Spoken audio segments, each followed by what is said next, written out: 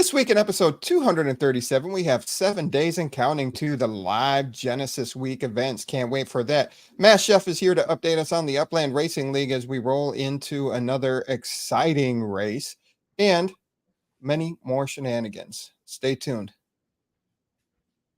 Nothing? Okay. Wow.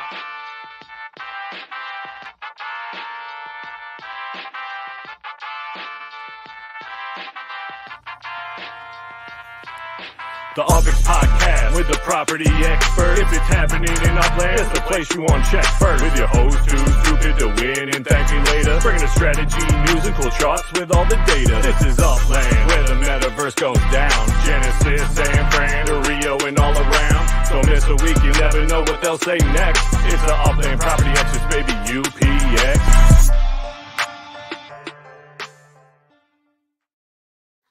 Welcome to episode 237 of the Upland Property Experts Podcast. I'm your host, Too Stupid to Win, and as always, I'm joined by ThankMeLater. How are we doing this evening?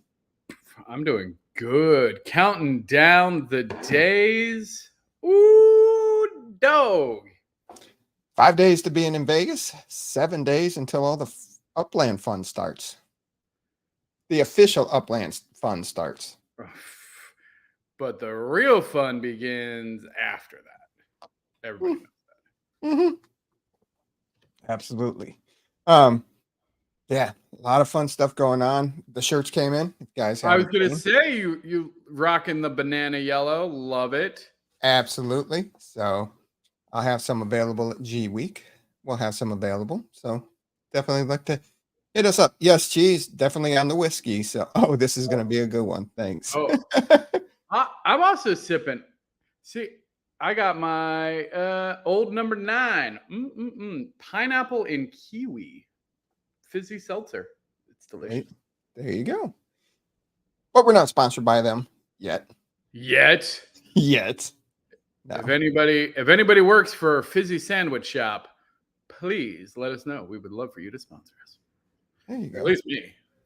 At least you. And a lot of people in the house tonight. Very excited. Thank you all for taking your time out on Thursday night to watch our silly shenanigans that last for an hour to 2 hours. We were on Goldsmith. We were on with the Goldsmith on Thursday or Tuesday. That was a fun show. Stayed up way too late, and that made for a rough Wednesday and still playing catch up from that. But it was a good time. Oh, dude, sorry. If you didn't catch it, go find it. I think it was streamed somewhere. Mm-hmm. It was on Twitter and YouTube. Although don't go watch it now. Yeah, not right now. Oh, and then coming up tomorrow, it's Cheese's birthday. I know. Happy birthday, Cheesy Cheese. Or wait, are we doing something for that?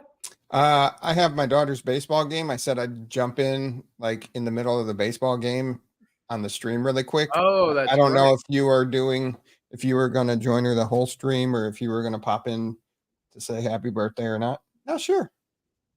I never got I don't think I got an invite. What?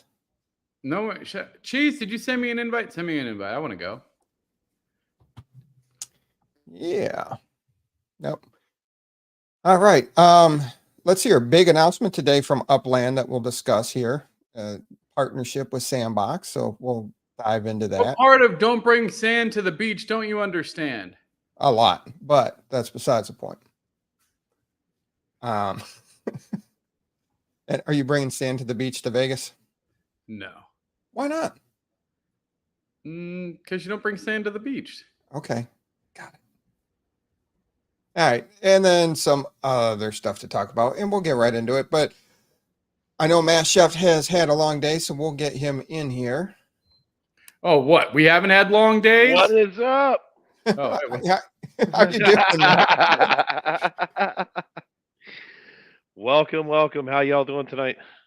Good.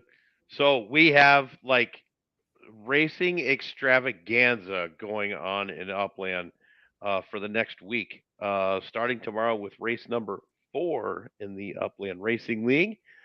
We had another battle going on last week and some movement on the leaderboard that was pretty interesting. If you want to pop me up there on the screen. Ooh. Yeah. As you can see, Dang. SC Kicker Ooh. maintains his first place spot with a nice fourth place finish in the last race. Wow. Who came in third? But now listen to what I'm telling you here, because I said last week that the Mahoney team was coming up on their heels, and they for sure did. They were racing at their home track and got a number 1 and number 2 place finish Oh, on that that's your track. home. Wait, so That, that's my MV Motors. MMVM. MMV. yeah, Sorry. MMVM Motors, and yes, we were racing on the Century Circuit last week, and that is Okay. their home track. So Yeah. they were defending the home front, and I knew it was going to come, and they did not disappoint. San Mahoney coming in first place, moving up 2 spots to jump ahead of, well, actually switch places with KO Ninja, who finished 5th. We had Buellman sneak in there with a 3rd place win, and he was our biggest mover on the leaderboard, jumping up 4 spots from 9 to 5. So lots of movement on the leaderboard this week. And we were totally expecting it. So it definitely did not disappoint. But I would like you to note real quick, there is only 3 points total separating first from 4th place on the leaderboard.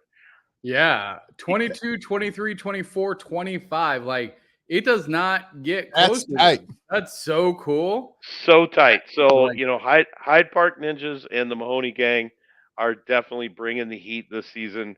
And it is so awesome to see the teams jumping up in there and pulling it out. So we're going to see how it goes again this week. This week we are over on the Ithaca Run. Now this is a course that these guys all know. It's a regular course on the circuit that we run. So we're looking forward to another great race on this track this week. And of course, I have special guests joining us tomorrow during the broadcast of the race, and that is Elijah, the owner of the Ithaca Run track, and the Real Note LA is going to be joining us on broadcast tomorrow. So, looking forward to a great race with these guys. Heat number 1, we got San Mahoney is going to start it for us with Buellman, M. Wagamizzi, KO Ninja, and Recurrier. Recurrier was able to get his car fixed out on the track after missing out on the first 2 races with some car issues and so forth. He was able to come in and got a 7th place finish, but it's still points and it still moves him up the board. So looking forward to seeing a move there with him. Wander 1976, TB 125, Matsuda, and SC Kicker and Phalos as our starter for heat number 2 on the races tomorrow. So going to be fun. Really, really looking forward to it. sounds like it. What time is that at? So we are 1 p.m. Eastern Standard, or 1:30 p.m. Eastern Standard Time tomorrow. That's 10:30 a.m. Pacific. There you And go. you can catch us on, of course, our YouTube channel, and we are also now streaming live on X. And we have not, we actually stopped the Twitch stream. So Yeah, right. It feels like Twitch is not. it's just you don't get any hits on it. We It's- had Yeah. when we went live on X, especially during the Blossom season finals, we had a record 678 viewers, What? which Nice. was phenomenal. And that was on X, so it's super cool. So we definitely are moving over to that platform full time. So we'll be on X and YouTube from here on out. But that's not all I want to talk about, because Upland made a couple of announcements today as well, with 2 racing competitions, not just the Champion Circuit final that happens in Genesis week, and that's the overall combination of points between that the Champion Circuit drivers earn between Blossom season and Frost season. And so I do want to jump over to that real quick. Let me get in there. So the championship circuit is going to take place next Thursday. It is June 6th, 10 a.m. Pacific time, and we are on a brand new track. Should be open on Saturday, or it should finish construction on Saturday. The track is going to be in San Francisco at 66 Bay Street. So Genesis track, Genesis Championship Circuit in the Genesis City. Wait, does it go around my property? I honestly don't know. I haven't seen the track layout yet. We're still waiting for it to be finished. But uh, practices start is supposed to start on Monday. So they also made an announcement for Genesis Week. They're going to have another competition, which is the Genesis Speedway Challenge, which begins Monday, June 3rd. So I'm expecting the track to be open by then. So everybody that's going to be racing in the Champion Circuit Finals will have about uh, 3.5 to 4 days to start to get practice on the track and also compete in this challenge as well, which you get you're competing for a really cool block explorer for the top 25 racers. And the point system works exactly the same way as it does for racing in general in Upland for the racing series that they have. So it's the exact same point system, exact same class system. You can earn points in each class. You get, the more racers you have, the more points you earn, so on and so forth. Staked races, of course, you earn more for staking more. So that's going to be really cool and give the champions from the champion circuit a chance to jump in there and get some practice. And if you're wanting to know who it is, right here's the list. We have Phalos in first place, San Mahoney in second, Matt Suter in third, myself in fourth, Metaspook fifth, Sheehan Raza sixth, Ram 2024 seventh, XAOC 777 in eighth, Wander 1976 9, JH 2271 10, Akapropi in 11, and Maddox in 12. And I'm sure that everybody out there knows that list of names by now. And if you don't, then you need to pay more attention to racing because So these wait, guys are the top of the board. So it seems like there's a big. So first of all, there's only 12. Yep. And Well, there's actually more than 12, but these are the 12 that qualify for the final. That happens. So all you had to do was get 7 points, and you qualified for the final. So you had to earn points in both frost season and blossom season, and you had to get into the finals for those 2 seasons, and you earned points in those 2 seasons that got you into this season or into this championship series here. Okay. Okay, so It seems like there's a for big instance, discrepancy, like between first at 48 Yeah, and then 12 at 7. and I can tell you why, and that is because Maddox qualified for the frost season finals, but did not qualify for the blossom season finals, but still earned points from the first qualifying. So it's like some people, championship points. yeah, They're not season points. It's no, these are championship points. These are not season points. Gotcha. Okay, Right, that was the clarification. Yeah, so these are championship points. These are the points that you earn at the end of each season in the Champions Cup circuit in order to get to the Genesis finals. No, that we're having now. Yep. So does that mean in the future? Because that means this year it was just like you said, blossom seasons, and yep. frost. So moving Sizzle forward, it's going to be more. Yeah, Sizzle season will start the official season or the official championship circuit. And then there will be 5 seasons, all culminating with the 6th Genesis season, where we actually don't race a season race, but then we finish up with the championship for the champion of. It's like the champion of champions. Yes, it's a once a year thing. It only happens at Genesis Week, and that. The prizes are huge. If you didn't get a chance to read this and check it out, they get a special badge for first, second, and third place, a special block explorer for first, second, and third place. And check this out. First place gets 200,000 UPX and 0.25 spark along with those other prizes. So the prizes are huge. 4th through 2. So everybody that qualified for that top 12 board is getting paid no matter what. Everybody on that board is getting paid because 4th through 12. That first place custom racing suit with unique logo. Yeah. Right? That's what I want. Dude, you buried the lead. Like, I mean, I'm all about that badge game, but dang, custom. Yeah.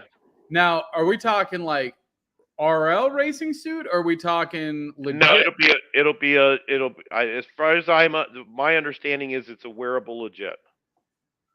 Okay. Still. No, But no, no. still, I think it's very cool. cool. Way. I was just Yeah. curious. Still very cool. Yeah, very cool. Yeah, so even 4th through 12th place is getting 75K UPX and 0.05 in Spark. So I That's mean, not a bad everybody on pay. the board's getting paid. So it's going to be awesome. Can't wait to see it. And that's going to take place, like I said, on Thursday, June 6th at 10 a.m. Pacific time, 1 p.m. Eastern Standard Time. And then on Friday, we will be having the URL race, fifth race of the season, fifth race of the season, which will happen at Northumberland on the URL or the UPX Podcast track. And of course, they are the sponsors for that race, and that will take place still on Friday. However, I do have to make sure everybody understands that there could possibly be a time change depending on whether or not the city release happens on Friday. If they do a new city release. And that's usually the schedule right there. You know, it would be 10:30 Las Vegas time that you would typically be racing, and the city launch, looking at the agenda, is 10 o'clock. Right. So we could potentially be pushing back the race just a little bit, probably maybe to 11, depending on how the city release goes. So Remind me, we got to talk about that because I saw a bunch of people saying, seeming like it's going to be a Bermuda expansion is what they're thinking the city launches. They said a new city though. They did. Technically, somebody Nope, said they didn't release the capital of Oh, Bermuda. you're right. They released a country. You're right. Bermuda is not a city. Yeah, so like they actually Or the territory. They didn't release a city. They opened up Bermuda, but technically, because there wasn't, again, no was there collection? I don't think there's collection yet. Standard. Right? Just the standard one. Yeah. So like no Bermuda. I could see them potentially doing that. I know Cheese is secretly hoping and not hoping it's Boston. Like I know she really wants Boston, but she really wants more UPX for Boston. Anyway, we'll talk about it later. But yeah. But anyway, yeah. So that's our week of racing coming up for the next roughly 7 days. So super excited. And that doesn't even include the real life race happening on Friday. Friday night. Friday night. Yeah. Oh, I'm saying I can do Boston now. I made some ... arrangements. Did you? Well, hey, what that means? I'm just saying.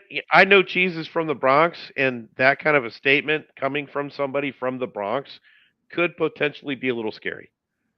If I made some arrangements, my arrangements means I went to Disney and was like, Daddy D, I need some UPX.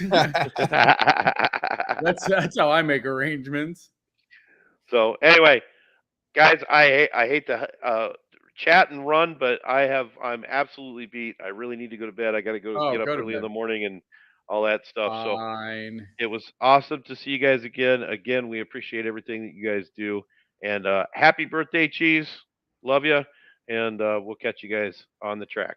Yeah, cheers. All right. And we won't see you next week because we only have a 45-minute show with Edon at a different time too. So next week we're not at the normal. No, we don't have Edon. We have Dirk.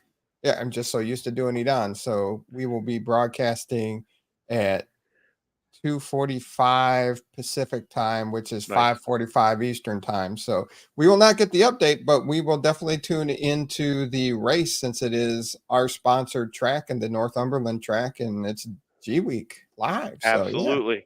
We'll see you guys. Have a good night. All right. Have a good night, ass. Man, Papa Dirk. That sounds like something you don't want to do in public. You know what I'm saying? Like, oh man, I was out in public the other day. I really popped a Dirk. You know what I'm saying? Wow. All right. No. So they did release the challenge or the Genesis challenge. And this is so you can win the Albatross plane. Oh, yeah? Yep. So the challenge will start on Monday, June 3rd, 9 a.m. Pacific time, and it will end on Thursday, June 6th, 12 p.m. Pacific time. So you only have a Wait. Say it again. Monday, June 3rd, 9 a.m. Pacific, 11 a.m. or 12 p.m. Eastern. And then Thursday, June 6th, 12 p.m. Pacific, 3 p.m. Eastern. Okay, so you literally have Monday, Tuesday, Wednesday to get the And challenge. Thursday Thursday afternoon. Yep. Okay. What we got to do, boss? So, well, they're also going to have 3 daily drawings from the full leaderboard where players have the opportunity to win 0.05 spark each day. 0.05. Okay. Yep. And also the people that finish in the top 10 will have a property in the Genesis Live City opening. That's based off of the final leaderboard. And then the top 200 will get a block explorer, which will be a G Week 24 block Oh, I explorer. think they did something like that last year, I feel like. Yeah. If you didn't see that, this is what the block explorer looks like. Interesting. I know your exciting part is the badges. There's badges? There's badges. Wait, there's more. You buried the lead. What are the badges? So badges, there's 3 levels to them. Earn 300 points for a level 1, level 2, 600, and level 3, 1,000 points that you need to earn there. And as you can see, the badges get better as you level up. That one looks pretty like that. See, here's the thing. Upland, that's all you needed to do. That's all you needed to do to get my tingly parts tingly. They had badges last year. I know, but like and you didn't get it. I did get it. Didn't I? You got the attendance one. You didn't get the competition one. I didn't even get a basic one.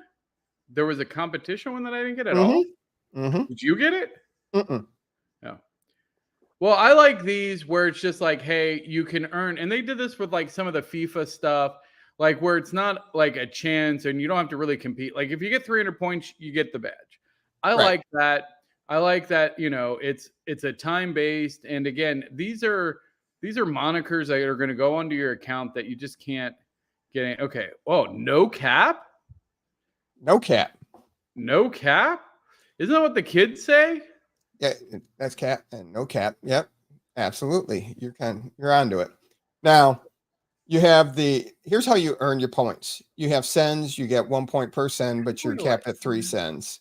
Visit a metaventure, you can visit as many metaventures as you want, and you get 2 points per visit. Properties, mint a new property, you get 15 points. There's no cap there.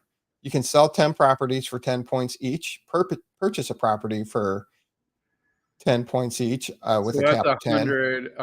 So you can get 200 points with just you and your buddy trading sales. Yeah. And that's just per day, and it's going to run for 3 days. Oh. So there's no reason, looking at this list of activities, complete a collection. Yep. Compete in treasure rush, and then spawn a standard treasure. Spawn a standard. I mean, how much does it cost to spawn a standard treasure?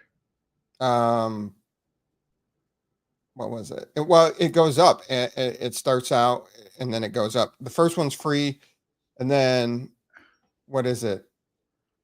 What's it cap out at? I haven't gone past like 225. Oh, really? I'm just curious. Like, could I just sit there and spam treasures? You could. I mean, I'm just looking at like what's the quickest, easiest way? I mean, property mints, honestly, if you're going to mint a bunch of properties. Yeah, but you want to have your UPX ready for the city release. So that's a fine line that you're walking there. Oh, yeah. They got you. They got you. You got a live city release on Friday, but then Monday, Tuesday, Wednesday into Thursday, you can mint as many properties as you want for 15 points each. But how are you managing your UPX balance? Yeah, that's a fair point.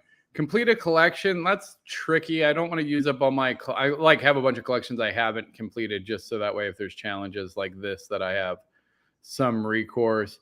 Compete in a race. So I mean, that's only 100 points to do 20 races. That feels like a lot of time. Yeah, especially if you're getting go-karts on a long racetrack. Complete 3 tours. Yes. No cap. Wait, but there's 3 tours. Do you get 15 points per tour? Correct. And then while you're speaking of that, tours, no, Upland, you did that terrible. Complete a tour. Daily action cap 3, 15 points or something like complete 3 tours. I'm confused because actually the way I read that would be you have to complete 3 tours is the activity and then you get 15 points. Complete tours. I see. Yeah. That's how I read it. Because yeah, like if you complete the 3 tours, you get 15 points, which again, I wasn't even going to sign up for the tours, honestly. I mean, you get 0.01 spark for completing each tour, and you get your registration fee back upon the completion of each tour. Yeah. And they have the Washington, D.C. tour, which registration ends Monday morning, and the tour starts Monday, and then it ends on Tuesday. Then Miami tour will happen on Tuesday and on Wednesday. And then I know you love going to South Lake Tahoe, and that starts on Wednesday, ends on Thursday. Do you think the referral? Oh, yeah, that's for the Genesis week. Nah, you can find somebody, Shaq, for the referral bonus. Yeah, just spam Twitter. Please sign up. We'll find you a referral. If you get all of the other ones, I will help you find a referral, Shaq. I'll give you one of the people that I know. Yeah. Anyway. So will you sign up for the tours now that you can get 15? Now, is it 15 points per tour? It's not worth it. Nope. No. See, and again, I'm just more stingy with my time now. Like, I don't know. I put like $6,000 into that stupid Chop Chop game. And then I just stopped playing it. Like, and then I picked up actually I got a new game today. Oh, Jesus. And how deep are you in already? Only like $1,000. Idle Monster Defense. Vern, constitutes a meta-venture visit. I believe you can't visit your own. You'd have to visit somebody else's. So it's a tower. It's a tower defense game with monsters. Okay. It's a monster idle tower defense game. So like it's an infinite like thing, and then you can like spawn different. But actually, this helped me. Like this, the other reason I like playing games, it's for research purposes, right? It gave me some great ideas for some gamification. Honestly, it's always interesting to me how different games handle different leveling mechanics, and it actually gave me a lot of really good ideas. I'll talk to you about a game on phone. It will also get you Satoshi. Spend your time with that. I mean, I don't care. I don't play games to earn money. I play games to spend money in exchange for fun. So if you're if you think of it like a triangle, you have spend money, you have fun, you have earn money. Like you can only do 2 of those things at any time. You can spend money to earn money, but it's probably not going to be fun. Or you can earn money and have fun, I guess, and not spend any money, but you're not going to be able to do everything you want to do. I don't know. You can't do it. Anyway, I don't want to play a game to earn money. Like then it's not fun. Then I'm not having fun if I'm earning money. But she says it's fun though too. I mean, I've yet to see that be true of any Web3 game. Not good enough to hold my attention span. But to be fair, I also have a terrible attention span. And so it has to be a very polished game for me to stick around for any appreciable amount of time. Glad you do this podcast because you've stuck around Upland for 4 years now. Yeah, but again, I will always maintain the reason I'm still in this is because of the community, because of the people. If I had met you and Shaq and Cheese and Zilla and Dizzy and everybody else, and I know I just left off like half of the people, but I'm not going to sit here and list every person I've met over the last 4 years. The reality is there's no chance that I would have stayed with this game. I would have been out within 2 or 3 months easily.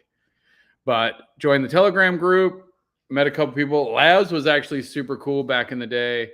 Yeah. So, and then there were some other not cool elements, but whatever. We don't talk about that. And honestly, maybe I'm getting cynical. I feel like it was more fun when there wasn't so much to do. Like, I feel like it was like a roller coaster. It was like there was nothing to do. And then as soon as we got a little bit of stuff to do, and they were like super creative. Again, think of the Easter Fly SFO, the burglars versus and then they would Curator. and they would do all those random. Do you remember when they used to do those random treasure hunts where it'd be like you got to find for like May 4th, you had to find like pinatas. Oh, the scavenger hunt. Yeah. Like all kinds of stuff. There were so many like fun things to do. And they felt really creative and curated to the community. And like that was really fun. And I feel like that peaked at Spud. The Spud Wars was like the peak of like Upland really like innovating to me and doing something cool for the community. And then after that, and I know that there's been like the amount of stuff that has come between like those events, like January of 2020 and December of 2020, like that first year versus now is nothing. But I feel like all the other stuff has almost like weighed it down and they're churning out content or like updates, but it doesn't feel like it's definitely lost to me some of that personal element, which is fair. The game is growing, but it doesn't feel like they're engaging with the community in as interesting ways. Do you remember the Halloween event? Do you remember the Halloween event where you had to like, it was like a whodunit? And then I like teamed up with the Upland team to make a fake clue to like trick a bunch of people. So like a bunch of people didn't get the Block Explorer. It was like a trick or treat and I got the right answer. And then I gave everybody else the wrong answer. Oh man, that was hilarious to me. But we even said that a long time ago that there would be a time that there's going to be so much going on in Upland that we won't be able to cover it on the show. Yeah, but I feel like that's two different things. Cause like, you know, we can have people like Masson who are specialized in like the racing, and we got Rodrigo who specializes in like the neighborhood stuff. So I feel like we are slowly actually building a pretty strong like correspondence to some of these specialty things. But at the same time, their events feel less unique to me.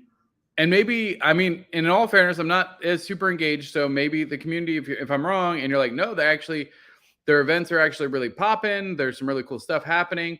Like it feels like I would not be headed to Vegas if it weren't for the community. Yeah, let's go, Ka-Chow. Ka-Chow won an Alamo Square property early on in the podcast. He was one of the first, I think episode 2, he won a Alamo Square property on the show. Dang, there you go. So, I mean, I just remember there was so many creative, fun things. Like, and you know what it is? I look back at like, it's like when you were a kid and you're like, all I had was a stick to play with, but that stick was a gun and a sword and like I could go and just play in the backyard with a stick and be happy. And now I have like, you know, 20 grand worth of electronics. And I'm like, I am bored. There is nothing to do. So maybe it's like that, where it's just like, I'm nostalgic for when it was simpler times. And now I'm like, you've overloaded me with stuff, but none of it feels as fun or as genuine as like the first stuff. I know you can't win. Can't win. But back then you were complaining that there was nothing to do. I don't know about that. I mean, now I kind of want to go back and listen. I don't know that we ever really complained about that. We wanted you more complained stuff. about we it. wanted enhancements. Yeah. We've always preached, increasing certain capabilities, and we obviously wanted new functionality. But I mean, the events, I remember how exciting the events were. Yes. I remember getting so excited. Like, I will never forget the intensity around Easter of 2020. Like, I'll never forget the Genesis week, the first Genesis week events. I'll never forget the Curator. I'll never forget Spud Wars. Like, I can't name anything in the last 3 years, correct me if I'm wrong, that has come close to those. What was there? I feel like there was something Bermuda. Bermuda was legit the first thing that I was like, that I got and was kind of excited about. Do you remember like Kitty Island? Like Kitty Island was mind blowing. The Halloween videos, that was super fun. Oh my God. Like, again, I just go, am I missing it? Is there content? Is there events that are on par with this that I'm missing out on? As I think about it, and as you state that, those were very community engaging events. Now, is it because they can't do it at a mass scale as the game has grown, or do they look to do these things in certain cities to drive action in certain cities to make them fun? But they haven't done anything. It's all mainstreamer now. Like, but that's the thing is, they're not there. Like, I guess that's my right now for me as a player. We're in this uncomfortable middle zone where it's no longer personal. Are we in the friend zone? Maybe that's it. Like, we used to get, they used to, how explicit can I get here? No F-bombs, but yeah. Can I be? Like, they used to fondle our balls. Now they're just giving us like half-assed HJs. You know what I'm saying? Yeah. Like, let's get to the steady married sex. I'm okay with that. Like, that's the mainstream. Like, all right, fine. But at least I get missionary twice a week. Like, okay, fine. Put me in the marriage zone. But like right now it's this awkward, like, here, enjoy. Like, yeah, there used to be booty calls. I used to get calls from Dirk and Don in the middle of the night, like, excuse me, what are you doing with this computer? Could you not do this? Could you? And then, oh, hey, look, we're doing this really cool thing. Like, it used to definitely be much more personal, which I get. You can't scale that. But the creativity in the events, I don't know who was doing all that. Whoever it was, you should go get them back. Although, speaking of that, I heard Light It Up Dan is back. Yeah, that's what I heard too. So, which I know it wasn't him. Maybe it was Laz. Go get Laz back. Whoever was doing that stuff. How long did horse heads in TML's bed? Facts. How long was Laz that? Did he leave by the end of 2020? Oh yeah, he only made it like 4 or 5 months. Then John Connor came in, and then he left. And then there was that girl. I feel like there was somebody else though. Oh, and then the swimmer. Oh wait, that was John Connor. That was John. I feel like I would have remembered his name as John Connor. That's a stupid name. I feel like I would have remembered that. But anyway. Yeah. Anyway. Now. Yeah, that's like the Terminator, like, right? The guy from the Terminator? But that's what we like after Spud Wars, we were so excited for more things of that nature, and nothing like that ever happened again. Yeah, and honestly, not only that, like, because if you remember, Spud Wars was the precursor to Spark. Right. Spud Wars ended at the end of 2020, and we didn't get Spark till Genesis week of 2021. And so what happened was, You had this huge ramp up of anticipation, building spark, all this good stuff. And then all of a sudden, nothing. And honestly, like so Totem Wars, yeah, maybe. So any of you super nerdy history buffs, the young Dryas period, like I feel like it wiped out a huge swath of the OGs. Like it killed big communities. That just because it took so much momentum out of the community that it was just like, oh, we did all this and it just felt kind of hopeless. Obviously we persisted, and a lot of people still persisted, but it and I think some people have trickled back, but we lost some OOGs. Yes, we did. At that, for sure. I think some of those OGs were looking for faster movement on things that just never materialized. Yeah, which at the time, like if you look at the space at the time, it makes sense, right? Crypto was going nuts. Everybody was making money hand over fist. If you were in the crypto space, if you were in the Web3, if you were in the metaverse, you were printing money. That's what everyone expected. Everyone expected it now. I applaud Upland. Again, as a technology guy, they have done it right. They have been mobile first since day one. If you don't know it, you can actually go look it up as a fact that when Upland first started, it was actually mobile only. You couldn't even play it on your PC. And people would actually hack their browser to play it on the PC, which gave them insane advantages. Yes. Back in the day, which was wild. But the reality is Upland has stayed true to its course. They have been progressing at like a steady clip. We're seeing it ramp up as now they've kind of built some of these building blocks. And now we're seeing each one of these building blocks kind of operate independently. So we're getting a lot more releases more frequently of different things. They're kind of vanilla. It kind of like, I want some sprinkles. Like, give me something a little bit more exciting than just vanilla ice cream. But who knows? Private air flight's just not that interesting at all to me. I wasn't like, it didn't wow me like cars. It didn't wow me like MV motors. Yeah. I mean, again, it's interesting, but we don't travel, but I do.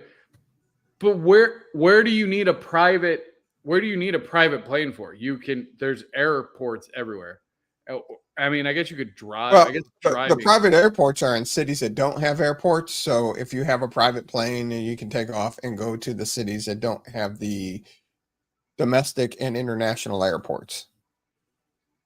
Oh, as opposed to going on a train and then like a bus or something? Right. Stupid. But because the other thing is like the fact that there isn't a like auto travel, like I'm going from here to here and okay, I have to go from San Francisco to LA to whatever, like whatever the path is. The fact that you can't pre-do that to me is kind of insane, but here comes some remote village in Alaska, plane only. That again, here's the problem with that. It is more fast, which is fine. no, I don't think private airfare will be not with the private airplanes that they're releasing right now. It shouldn't be faster because they're It'll be faster than a car. It'll be faster than a car, but it still wouldn't be faster than commercial because these are prop planes that they're rolling out right now. Yeah.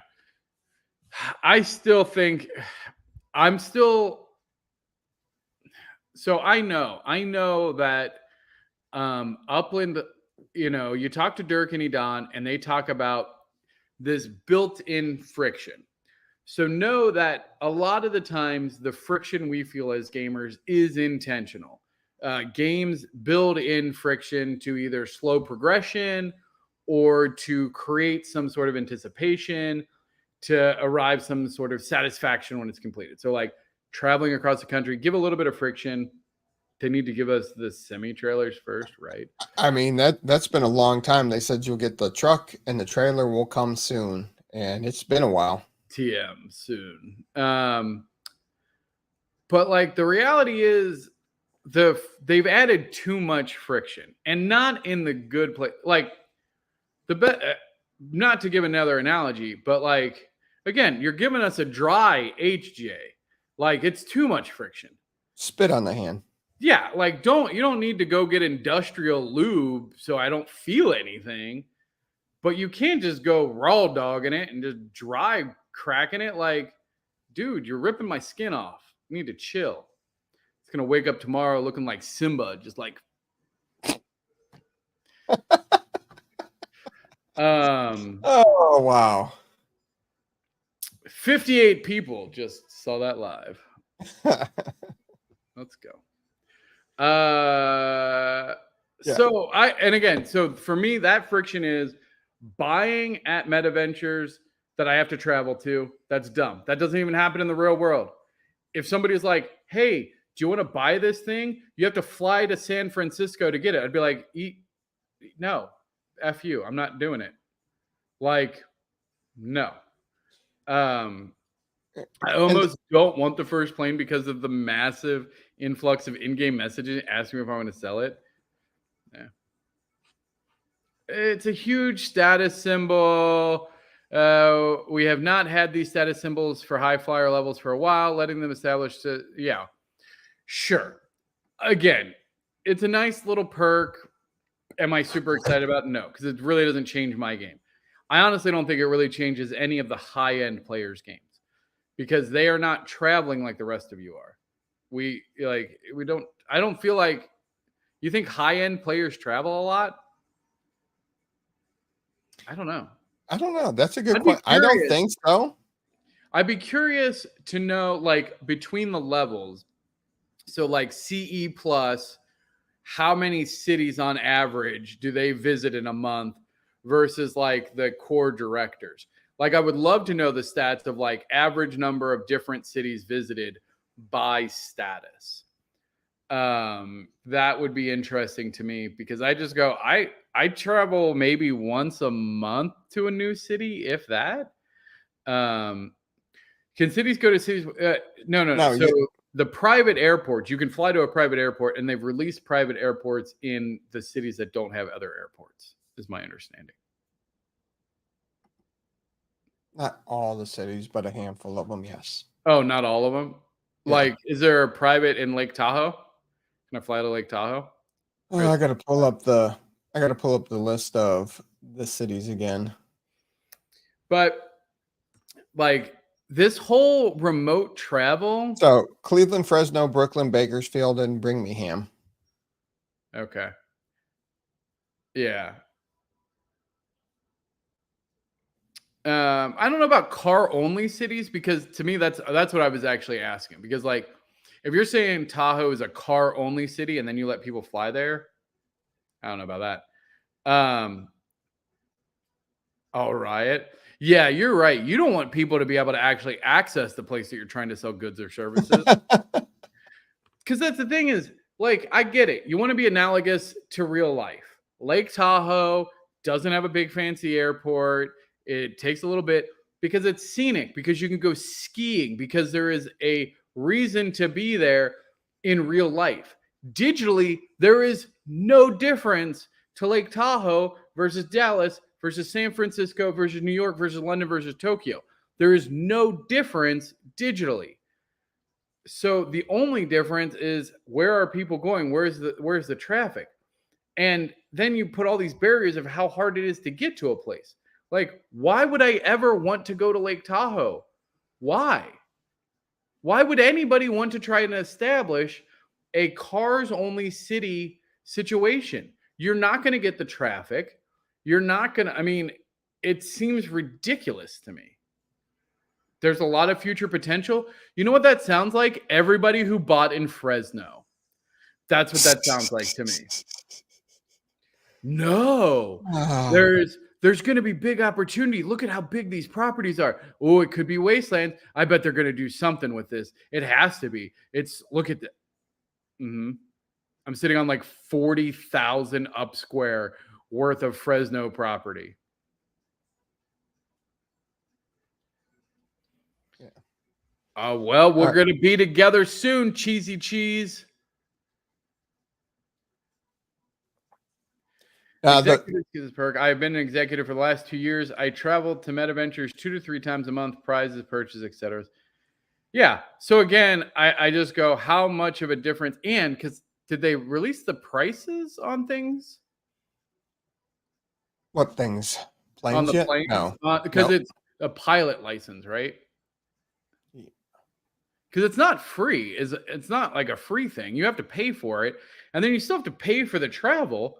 And if it's anything like other private service, like if you think about the cost of a commercial flight versus the cost of a private flight, like if they're keeping it real world analogous, even if they gave you a pilot for free, would you pay 10,000 UPX to fly to Birmingham? Right. No, I'll just jump on a commercial plane for 2,000 UPX. Thanks. I'll take it's not that big of a deal. All they've really said is that they will be initially available in limited quantities for direct purchase by executives and above. And the executives get the MVA 100 Sparrow, which is a single engine 4-seat recreational. The CEs get the MVA 300, which is a turboprop 6-seat. The vice chair, which we said there were 5 in the game, I think. And they get the MVA 500, which is a 6-seat business jet. And then the chair MVA 600 Condor, which is a 12-seat business jet. And there's only 1 chair in the game. So the vice chairs and the chair. So a total of 7 players get jets. Everybody else gets prop planes. Yeah. Which again, I just go, okay. Again, I don't. And I don't know many vice chairs that are competitive treasure hunters. No, and I don't know many CEs that are competitive treasure hunters. That was my next question: is how many CEs are competitive treasure hunters? I don't think that many. Maybe is Turtle still competitive? Yes. Then GT would be it. I would have to admit. What's Russell Envy's status? Oh, okay. Oh, so Vern, funny we say up squared. We had this was a topic that when Edon first came on the show, he clarified it for us. It was a big question. So it was up squared. And that's Bermuda is out the floor. What's the floor of Bermuda right now? I've been so busy, and so is our numbers guy. So we have I'm asking Vern. I'm asking Vern. Oh. I'm not asking you. Sorry. Like how much you overselling it for? Because I'm telling you, they're definitely releasing more Bermuda. Absolutely. There's no doubt. It's already hit the chain. I believe the neighborhoods and things. 190 for what did you mint that for, Vern? And this is not financial advice, but do not buy. Not financial advice, but under no circumstance should you be buying Bermuda properties right now. You should not. Do not do it. Not financial advice, but if you like your UPX, don't buy Bermuda properties right now. 51K plus a building. I mean, that's still 4X. One of my Quailwood whales. I like how he's like one of my whales. One of my people. Right. He's so slick. One of my Quailwood whales. That sounds like a fun. Quailwood whales takes just 2 to 3 trips a month for a specific purpose, mainly map assets. My other Quailwood whale travels a bit more, but because she really likes hunting around. There you go. Yeah, okay. I don't know. It needs to be gamified. Here's what would get me to travel. Like we should have status, like airline status. Frequent flyer miles. Frequent flyer. And we actually, I talked about. In fact, there was a player who actually had a travel map and was doing a bunch of really interesting travel stuff, and had some really cool ideas about loyalty programs of like, hey, make sure that you send to these. If you send to these, then you get rewards, and which is a cool idea. But I think like Upland, like that would be a cool thing to allow. That would be an interesting meta venture to say, I want to open up a travel agency and then allow like you plus, I don't know, up to 3 other players to create a travel agency where your network of airplanes, train terminals, any of your travel stuff would then be put into like a program. Do you guys see my comments from X? Joshua Thurman would like to know. We do not. We do not, though. Sorry, Joshua. X is no. We do. We do. Actually, it says X. Yes, we do see your comment from X. It's got the nice little X right there. We do. We lied. How'd you do it? Did you just tweet us? I don't even know how it works. So yes, there's about a 20-second delay through everything. So when we ask something, it takes about 20 seconds. Paid sends badges. I've paid over 1.5 million UPX in sends. There's no way that that's true. Oh yeah. No. You can look it up. Yeah. No way. Yes. You can look it up. Hold on.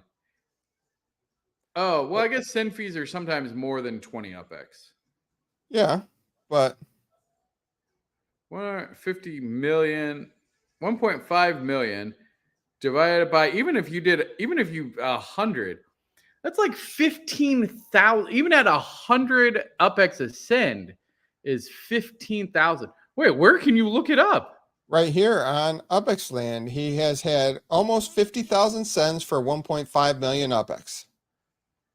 That is effing insane. Treasure hunting. Pull mine up. Oh,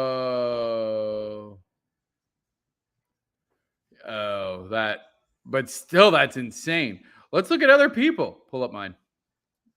Let's look at other people. Show me. You've done 1,700 sends. Yeah. You haven't even spent 100,000 in sends. Y'all are insane. You spent $1,000 on sends. Basically. Like, think about that for a second. But that is a great decentralization of revenue streams, though. Like, the sends economy is actually super interesting. Yeah. That's crazy. Yeah. Okay. Oh, good to know there, Josh. Thank you. He's just leaving comments in the live stream. There's a live stream chat. So I was checking that out when we were on the Goldsmith show on Tuesday. So, yeah. $1,000 on Spark earn, says Joshua. Touche, sir. Touche. I would happily pay $1 million UPX for $1,000 worth of Spark. California Trading Co. says, I'm close to 40,000 sends. I feel like I want to give away a prize. Whoever has spent the most on sends. If you feel like you've spent the most on sends. Looks like Happy Jack says he's just under 2. I thought somebody said 2.1. I see it 2. Lily's at 1.2. Oh, 1.2. Yay, dyslexia. Swarley's at 1.4. Yeah. Happy Jack said they're just under 2 million. Yeah. All right. If you have over 2 million UPX or more on sends, post it in chat. We'll take a look at it. And you know what? Maybe we'll even announce it live with Dirk. And you know what? I bet he doesn't. Remember how he quizzed us? Right. Oh, crap. But he listens. So now you just tipped him off. But it's G Week. He might not have time. His schedule might be off. True. So. Oh, Happy Jack just went over 2 million. Hey, don't say it out loud anymore. because I know he doesn't watch; he just listens. Right. So that means we can do hand symbols. Yeah. But Do the hand singles have sound effects as they're slicing the air? Like, apparently, I do driving sound effects. I found out this weekend. Like when I switch the lights, I'm like, woo, vroom, yum. Video, it's live. We do live. No one's video editing, Kachow. wait, Shaq has That's what? That's UPX. No, That's UPX. I'm guessing, not number. Okay. Wait, are you saying you have done 423,000 cents? I would believe it. 423,000 on cents, I think, is what she's saying. 1 million UPX and cents is likely 10 spark and treasure hunting. Really? That would be fascinating. How much time is that? It feels like a lot of time. Moved over to YouTube because I can play Upland and watch a stream. Can't do that on X. Gotcha. It's Okay, almost 20? That's wild. See, that's super cool. So, I mean, that's the thing. I feel like we are in this, like I mentioned, we're in this like lull for gamers, but we are definitely, there is definitely a sweet spot. Like there is opportunity. If you have the tenacity to grind out these events, we are definitely in grind mode. Like if you put your nose to the grindstone and grinded 20 spark over the last however long, when this stuff turns to sparklet, you are making bank. Like, Okay, don't talk about it. But look at this person right here and look at that number right there. Wow. Okay. I'm cracking 50 spark next week, all from treasure hunting. That's insane. That's so awesome, by the way. Like I used to get a little like jealous and hurt because I was like, dang it, I don't have anywhere close to that. I have like 20 spark. But the reality is, you guys have been grinding it out. You're the real, like, you're the, for lack of a better word, the players of this game. You're in there every day doing the treasure hunting, taking advantage of the opportunities. It's huge, and you're going to be so grateful for it. And so we're definitely in this like grind zone where pay to win players like me don't like it because there isn't really, I mean, outside of just buying more properties, buying spark, there's nothing interesting. It's kind of interesting because as a World of Warcraft player, you were a grinded out type player. Yeah, no. I have no problem. And that's the other thing is like, well, that was back when I didn't have a life and I didn't really have anything else to do. It's probably suffering from some really bad depression as well. I don't think I left my house for a couple months, but besides all of that, it was fun. It actually was not fun. It was tedious as hell. And that was, but like, that's what I started to think about. It's like, back in the day, like you would grind it out and then the weekend would come and you'd have more stuff than everybody else. And like, how the heck did you do that? And be like, well, because I don't have a life. All I did was grind this. But it felt good when you accomplished that. So I feel like we are definitely in the grind mode, which as a player who is a pay to win player now, like later in life, like I don't have time to grind out. I don't have the patience to grind something out. Perfect example. Sorry, this is a complete non sequitur. Six Flags. Dude, next time, if you ever come down to Six Flags, we got season passes at Six Flags, and there's this thing called the Ultimate Flash Pass, which essentially means you can go on any roller coaster you want immediately. It feels so good. But there's a little bit, it feels almost bad when you go and you see the people that have been waiting 3 hours and they're like sweating because it's 100 degrees outside and they have been waiting and waiting to get on this ride. And meanwhile, I'm like, oh, let me finish my drinky drink. Oh, hey, you know what? I do want to go on that roller coaster right now. Boop. All right. And then I just walk on. Oh my God. And the people, the mumbles and the looks you get. And then when you get off the ride and then you're like, oh, you know what? I want to ride go again. And then you just get back in front of the line. Oh, I thought people were going to murder us. Anyway, like, I was like, this is pay to win. Like, I don't have time to grind out waiting in line to ride a roller coaster. Now, I also realized that I'm old as hell. And when I got off the roller coaster, I needed 2 hours to recover. So I was like, dang, I can't even enjoy riding this back to back because I'm going to die. But now I can just go chill in the lazy river until I'm ready to ride another roller coaster. I don't have to wait in line. And it's just another pay to win scenario. And so I realized in my life, I'm a pay to win player. There's not really anything for me to pay to win right now. They let you ride the ride more than once. You have to get out and exit, but yeah, the fast pass you can then re-enter the fast pass queue and then ride again. And there's again with the ultimate fast pass, it's like $500 a season or something insane. But you can, yeah, it's stupid. It's like watching people wait hours and hours, and you're like, I'm just gonna go hop on this real quick.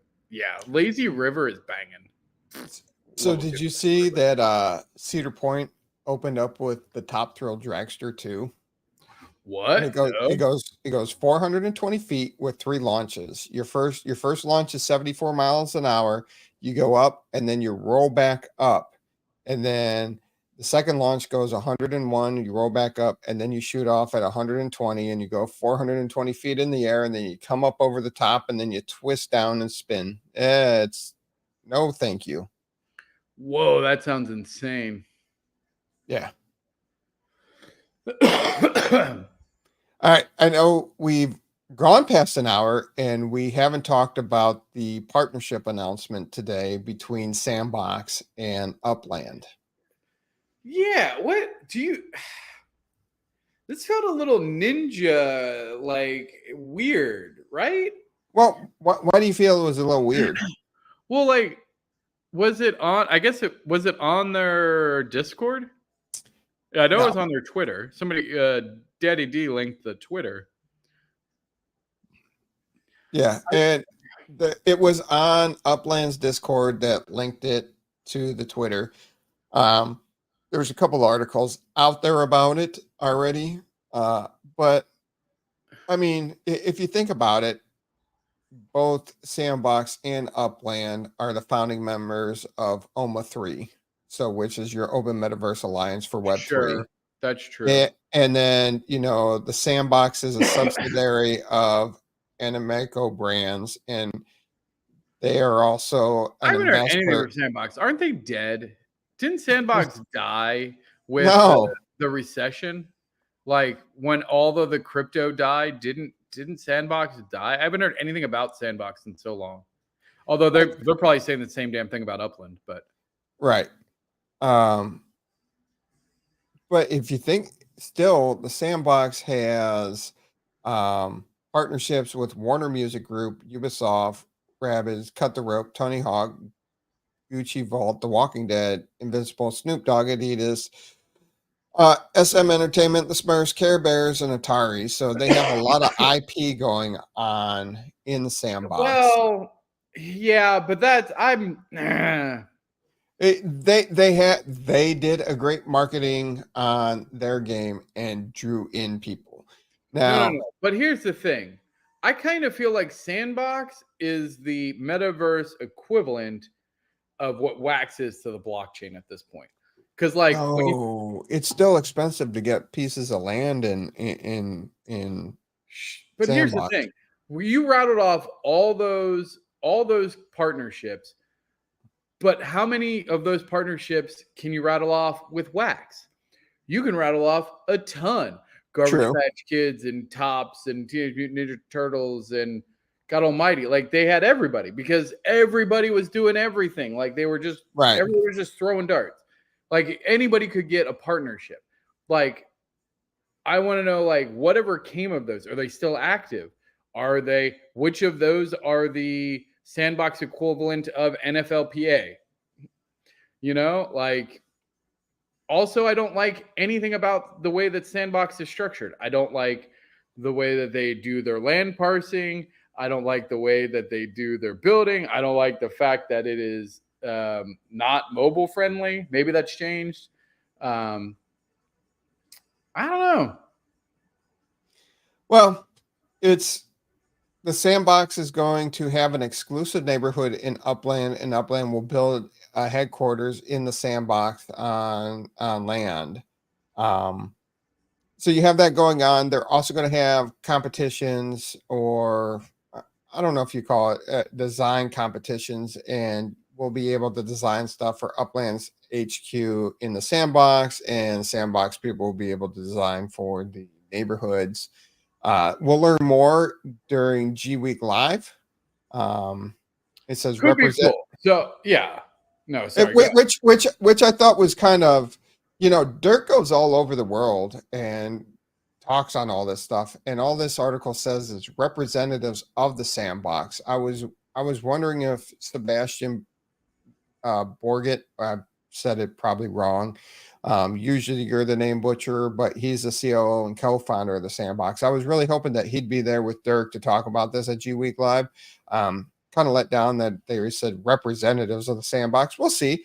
It might could show be. up. They might not want to, spoil the surprise. Right. I mean, that would be a major showing, right? And I get the OMA 3 is a big deal. We haven't really heard a lot from it, but I mean, hopefully that's still going strong. I would love to see this partnership just from the brands, right? Like if those, okay, I'm immediately skeptical. Here's the thing. Anytime two previously competing brands team up together to But work, they're not competing because they are definitely competing. Sandbox is a head-to-head competitor, more or less, with Upland. Web3, metaverse, NFTs, same space. You're Sandbox is a subsidiary, and then the same owner of Sandbox invested in Upland in their Class A fundings or Series A fundings. Series A fundings. Okay. So I mean, from a corporate perspective, that kind of stuff happens. Like, right, because somebody likes the space, that doesn't mean they're not still competitors. Happy Jack. On a side note, NFL PA legits can't have anything to do with fantasy football. That's why Upland stopped their stuff. It's part of their contract and stuff. So unfortunately, that won't happen there. But no. So anytime like two brands that, again, they're relatively competitive. Like they compete for the same dollars, right? You're really competing for the same dollars. Yes. The crypto player gamer space, you're competing for the same dollars. So when you announce a partnership, limited or otherwise, to me, I go, that is a bit of a red flag somewhere. To me, one, this is just my experience and my personal belief, not any and we are obviously going to have a conversation about it. But like, I feel like one of the companies would have had to have been struggling and then been like, and to me, when I heard it, I immediately went, oh, Sandbox really needed a lifeline. Because to me, obviously, I think Upland is a much stronger play than Sandbox in the long run. I think that Sandbox got all these partnerships. I'm curious how many of them are still active, right? Because just like Wax has a bunch of dead, really highly branded projects, they're all dead now. Like how many of those partnerships are still active? And how many of those bridges got burnt when the crypto market crashed? I wonder, and I worry, I don't want Upland spending time on Sandbox. I don't want them spending time designing headquarters no, focus on your game. And sure as hell don't be giving them any secrets on how to get to mobile. I don't want, I don't know. It hit me a certain kind of way, for sure. It doesn't sound like it's a back-end partnership. It's just more of a cross-platform partnership. They're founding members of the OMA 3, and they have investments from the same parenting company in itself. I think it was just more of both people being able to expand towards the that's what I was thinking. Expand toward Quantum's where I was going. That's my concern. It's just more towards the open metaverse. Dirk's talked about the open metaverse a lot and being able to move stuff between the different metaverses easily, and that's why OMA 3 was formed. I just think it's But like part of the that's way like to the open metaverse. I think that's naive at this point. You I think think that's why do you think that's naive? That would be the equivalent. This would be the equivalent of Facebook and MySpace having a partnership, because MySpace or Facebook's like, oh, wouldn't it be nice if you could, have your, cross social, like, no, you're not going to do cross social networks. It doesn't really, you want a captive audience. Games are the same damn way. It doesn't make any sense. You're not going to cannibalize your own user population to give access to something else. And especially, like, you have to be pretty confident that you have a better product if you're going to go, hey, all of my user base that is in the same realm as this other game, hey, look, we're going to partner together. So if you haven't played Upland, you should definitely go check it out. And Upland's going, if you haven't played Sandbox, go check it out. Both leaders have to be going, yeah, I want their players to play my game because my game's better than theirs. And but how many different games are you playing at the same time? None in the same genre usually. Okay, I'll play like a tower defense, a card game, a strategy game. Like I'll play different styles of games, and they're all mobile. Not all. Like my Diablo, I play some Diablo 4. But again, it's all very different. They're all, and then like when I like one idle game, I got rid of Chop Chop. I picked up idle tower defense game. So then what? So if you're saying that things like the Sandbox and Upland, so what's the point of the Open Metaverse Alliance then? I mean, to me, it's kind of here's my thought on it. OMA 3 came out right at the time that Facebook, Microsoft, and Google, I think, had also formed an alliance, and they were actively out to crush metaverse. The term metaverse, I fully believe that it was a hit job, that Facebook, the whole meta conversion and release of that metaverse was designed to keep Web3 years behind because it tanked metaverse. You really can't even say metaverse. If you remember, as soon as they coined it and they're like, yeah, we're meta now, meta was dead. It was Web3, and now it was Web2 versus Web3. Metaverse is dead. Everybody says Web3. And those giants formed a collective to kind of dictate their version of what the metaverse would be so that they could be in cahoots. And I honestly believe that OMA 3 was like almost like not necessarily a ceasefire, but it was like the enemy of my enemy is my friend. Like, we all have a common enemy now. It's Web 2. Let's align and let's figure out some standards between ourselves so we can control the space and defeat Web 2, because we have to pool all of our resources if we have any chance. I don't see it as actually a long-term kumbaya. I know that's the dream. I get it. The dream is I can take my car from Upland and I can put it into Sandbox, and then I can take it over here and I can do all that. Never going to happen from a layer 1. It's just not. Like, the technology is too clunky. People don't want to move their assets. Look at just moving it from one chain to another. It's a nightmare. It's a nightmare. It's a non-starter. Like, it's insane to do. You lose the chain visibility. Half the reason that the chain is valuable is because you have an entire ledger at your disposal immediately. If I have to start chaining together chains to get the history of, is this an original SR1? What's the ownership of it? What are all the stats? Boo. You might as well have not decentralized anything. Like, you've now ruined the whole thing. That's why you have bridges. That's why you have bridges. But the way the bridges work is it's like, hey, we'll hold it in an escrow and then we'll make you a digital clone on this other one and then give you that. And then when you bridge back, we'll reverse it.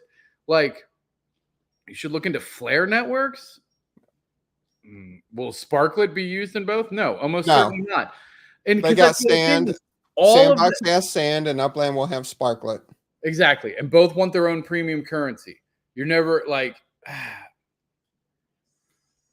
That's like complaining about people not accepting crypto 10 years ago. No.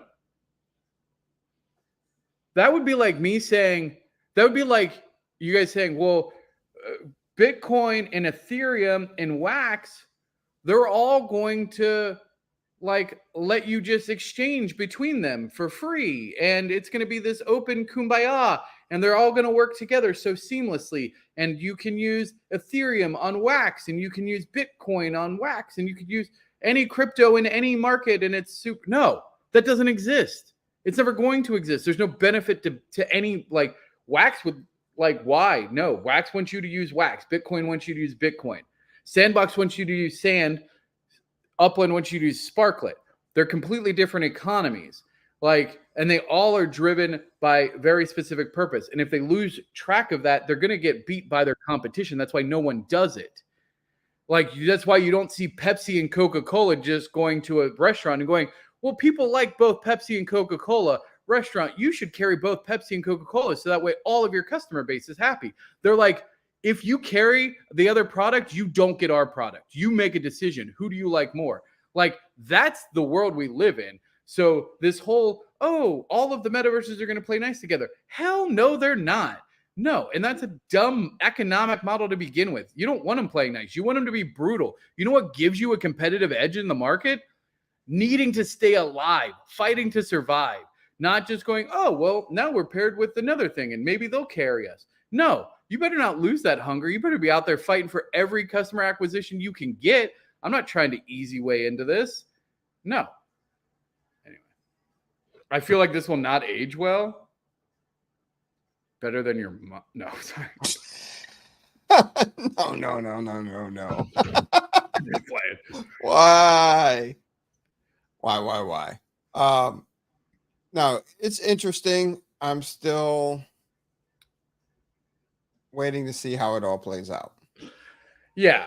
Again, I'm a little worried that it's like an acquisition potentially, or I'm skeptical, definitely. I can't see it as an acquisition since one's a subsidy and the other one has investment in Series A funding. So can you really acquire each other? But well, no, but again, if you have two products that are both struggling to make ends meet, I think it is Sprite and Dr. Pepper and Sunkist. Like, imagine like that's all of these little metaverses, and they're trying to compete against Pepsi and Coca-Cola being like Google and Facebook, right?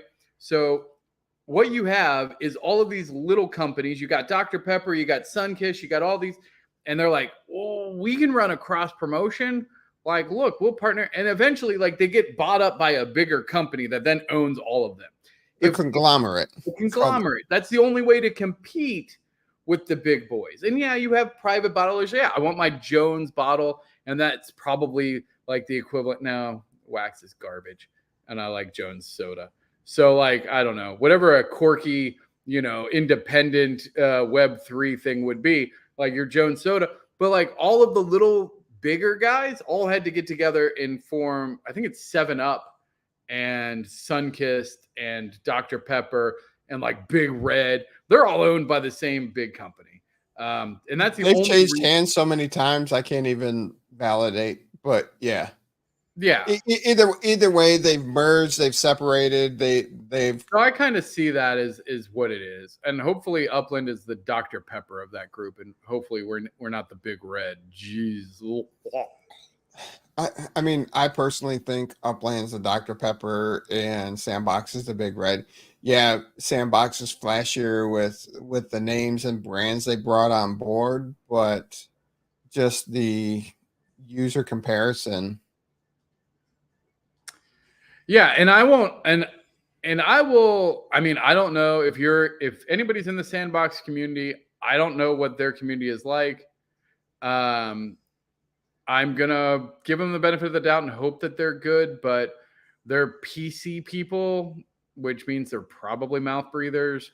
Like, have you ever gamed with somebody who loves PC gaming? They're annoying AF. I thought you loved PC gaming. Yeah, and when I PC game, I'm a troll hardcore.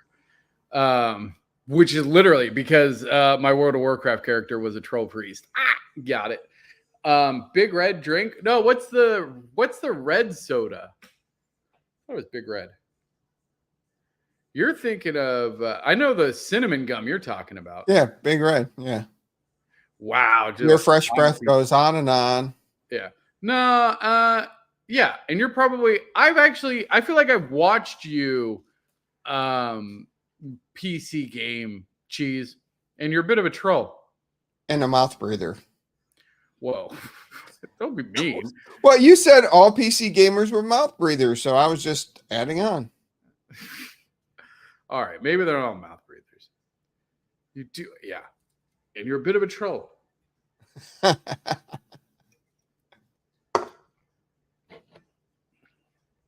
I was just teasing. Cheese, chill. So, well, we just need to absorb. Yeah. So again, in these kind of partnerships, you hope that your game or product is like the dominant one that's going to then siphon off value from Sandbox, right?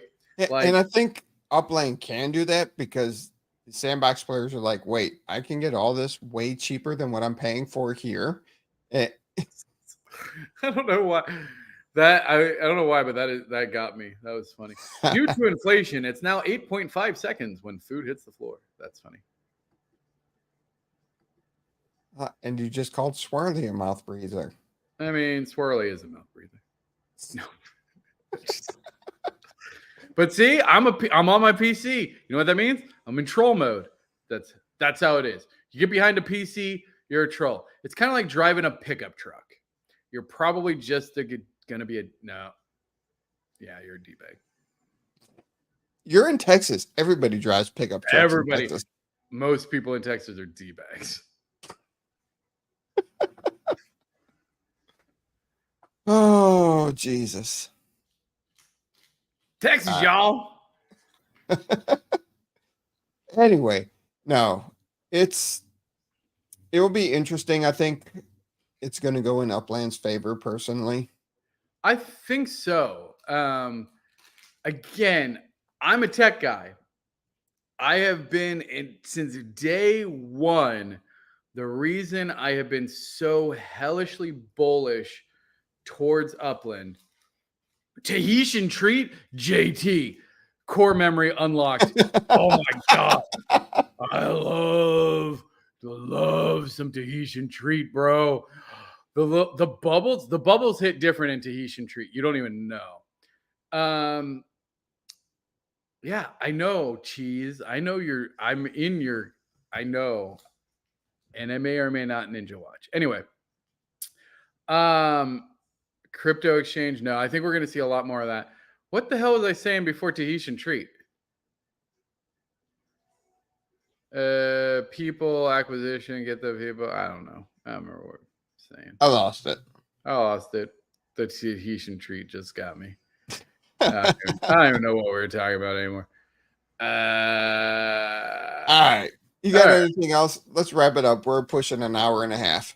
No, I did really good. I didn't talk about the super secret after party, so I'm glad. Yeah, glad I didn't talk about that. Yeah, and that's okay. Why he has a super secret after party? We'll have the craps party. I'll have a couple bottles in my suite too. So I'll have the tickets for my. There is no super secret after party, so I don't know what you're talking about. Yeah, I don't know what you're talking about, and I don't know what I'm talking about. Well, you never know what you're talking about. Oh, absolutely. You broke the rule first. Wow. There is. I am Tyler Durden. Anyway. But I like Shaq's like, wrap it up. We're done. She's like, done. Go. She's like, let's go. We're she's done. like, it's painful. We're done. The producer's calling it. Yeah, she's wrapping it up. She put on the light. There's no more content. G Week. The next time you see us, we'll be in Vegas. Yes. Oh, I can't wait. No, I don't know what you're talking about. There is no super secret, awesome after party. That's not happening. Don't ask me about it. Don't message me about it. Yeah. So pay attention to our Twitter. I got to call and verify something tomorrow. It's on my list of things to do. I wanted to do it today, but my life's been crazy for the last, but we might have a Goldie show. Oh, we're missing Goldie show. Goldie show. Yeah. Sorry. Both of you are all hard to listen to at the same time. All right. All right. Well, watch Twitter. Apparently, we're going to get something. Watch Twitter. If I can get something set up, we might have, for the people that show up Thursday morning, we might have an UPX breakfast. If you want to join us for an UPX podcast breakfast, I got to confirm Thursday morning. Oh, Thursday morning. I got to confirm a couple things. If you're in town early and want to meet up with us for breakfast, I got to validate a couple of things, but it won't be at Denny's. Sorry, Miss Prada, but it won't be at Denny's. But please pay attention to our Twitter. I will let that know how many people we're allowed to have and where the venue will be. But that's something I'm working on. We'll have an UPX podcast breakfast Thursday morning. Oh, that's super cool. All right, bet. All right.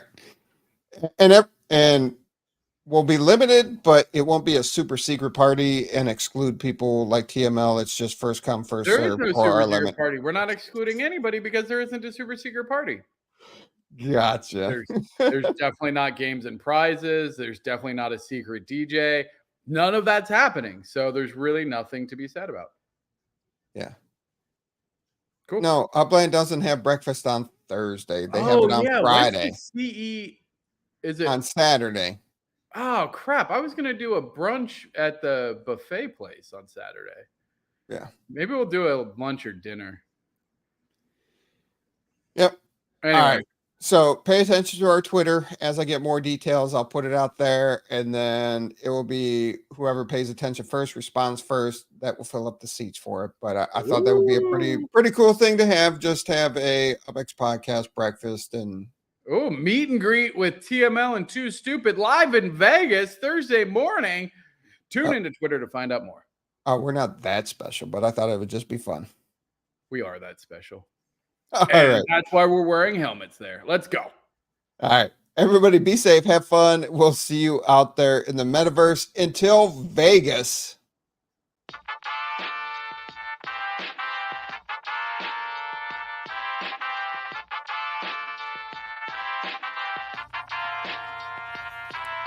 The UPX Podcast with the property expert. If it's happening in Upland, it's the place you want to check first. With your host Too Stupid to Win and ThankMeLater, bringing the strategy, news, and cool charts with all the data. This is Upland, where the metaverse goes down. Genesis, San Fran, to Rio, and all around. Don't miss a week, you never know what they'll say next. It's the Upland property experts, baby, UPX.